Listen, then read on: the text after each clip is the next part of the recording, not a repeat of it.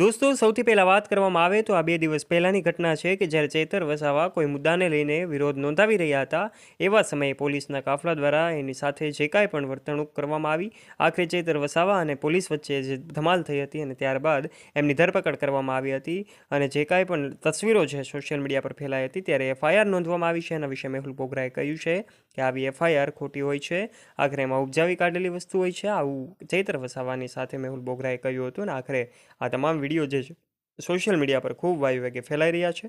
દોસ્તો, વકીલ મેહુલ બોગરાનું ઇન્ટરવ્યૂ અલગ અલગ જ્યારે ટીવી ચેનલો દ્વારા લેવામાં આવી રહ્યું છે, મીડિયા ચેનલો દ્વારા લેવામાં આવી રહ્યું છે, ત્યારે એમણે વાતો કરી છે ગોપાલ ઇટાલિયાને જ્યારે કોર્ટની બહાર રોકવામાં આવ્યા ત્યારે આ સમગ્ર ઘટના શું છે જાણવા માટે વિડીયોમાં આગળ વધીએ તે પહેલાં ચેનલ ઉપર પહેલી વાર આવ્યા હોય તો નીચે રહેલું બેલ આઇકન દબાવીને અમારી યુટ્યુબ ચેનલને અવશ્ય સબસ્ક્રાઈબ કરી લેજો. એક ન્યૂઝ ચેનલ દ્વારા જે કાંઈ પણ મેહુલ બોગરા છે એમનું ઇન્ટરવ્યૂ લેવામાં આવ્યું હતું.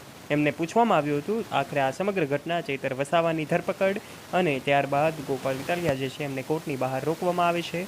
એક વકીલ ગોપાલ ઇટાલિયાને જ્યારે રોકવામાં આવે છે ત્યારે મેહુલ બોગરાએ પણ ગુસ્સો વ્યક્ત કર્યો છે. એમણે પોતાના જે વિચારો છે એ રજૂ કર્યા છે. સ્વતંત્ર ભારતના સ્વતંત્ર નાગરિક તરીકે જ્યારે ગોપાલ ઇટાલિયાને પણ રોકવામાં આવ્યા ત્યારે મેહુલ બોગરાએ પોતાની પ્રતિક્રિયા વ્યક્ત કરી. એમાં એમણે કહ્યું કે જે કાંઈ પણ આ ઘટના બની છે એમાં ખોટી રીતે એફઆઈઆર કરવામાં આવી છે. આખરે આમાં ઉપજાવી કાઢેલી આ બધી વાતો છે, આ બધું જ મારા અનુભવો છે એવું એમણે મેહુલ બોગરાએ વ્યક્ત કર્યું હતું અને કહ્યું હતું કે ચૈતર વસાવાની ધરપકડ અને એમાં જે કાંઈ કલમો લગાવવામાં આવી છે આ તમામ સંદર્ભમાં પણ એમણે વાત કરી હતી.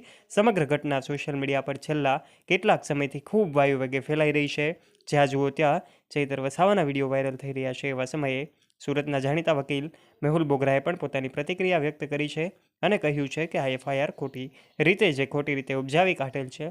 આ સમગ્ર ઘટના વિશે આખરે શું સચ્ચાઈ છે એ તો જનતા પણ જાણે છે અને આખરે વકીલ મેહુલ બોગરાએ પોતાના વિચારો રજૂ આખરે ત્યારે જ્યારે વકીલ મેહુલ બોગરાને એવું કહેવામાં આવી રહ્યું છે કે એમણે નિવેદન આપ્યું, એમણે કહ્યું કે એક વકીલને એક કોર્ટની બહાર રોકવો કેટલો યોગ્ય.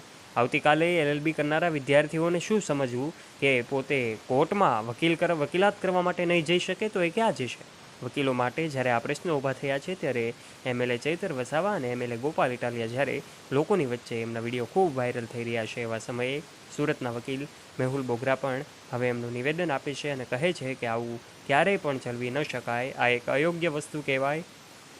કોઈ એક સત્તાપક્ષ દ્વારા જ્યારે પોલીસ એમના કંટ્રોલમાં હોય અને આવું કરતી હોય ત્યારે કોર્ટની બહાર એક વકીલને રોકવા માટે આ પ્રકારનું કૃત્ય ન કરી શકાય. આ પ્રકારનું જે કાંઈ પણ વર્તન છે ન કરી શકાય. આવા અંગેના વિચારો એમણે રજૂ કર્યા હતા અને ગોપાલ ઇટાલિયા જે છે એવો પણ હવે કહી રહ્યા છે કે હવે પોતે પણ કાર્યવાહી કરવાના છે. ચૈતર વસાવાને મળવા માટે જ્યારે તેઓ જઈ રહ્યા હતા અને કોર્ટની બહાર જ એમની ગાડી રોકવામાં આવી, એક વકીલની ગાડી રોકવામાં આવી એવું એમણે કહ્યું અને હવે તેઓ અલગ અલગ 4 થી 5 જગ્યાએ પોતાની ફરિયાદ દાખલ કરવાના છે અને રજૂઆત કરવાના છે. આ સમગ્ર ઘટના વિશે આજના વિડીયોમાં અમે તમને જણાવ્યું છે કે આખરે આ શું છે તમામ હકીકતો. વિડીયો ગમ્યો હોય તો દોસ્તો વિડીયોને લાઇક કરજો.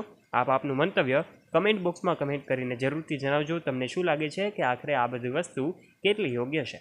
જો તમને ન પસંદ હોય તો આ વિડીયોને લાઇક કરી દેજો અને ચેનલને નીચે રહેલું બેલ આઇકન દબાવીને જો અમારી યુટ્યુબ ચેનલ ઉપર પહેલી વાર આવ્યો હોય અને ચેનલને સબસ્ક્રાઈબ ન કરી હોય તો બેલ આઇકન દબાવીને સબસ્ક્રાઈબ કરી દેજો અમારી યુટ્યુબ ચેનલને. ફરી મળીશું નવા વિડીયો સાથે. ત્યાં સુધી જોડાયેલા રહો અમારી યુટ્યુબ ચેનલ સાથે.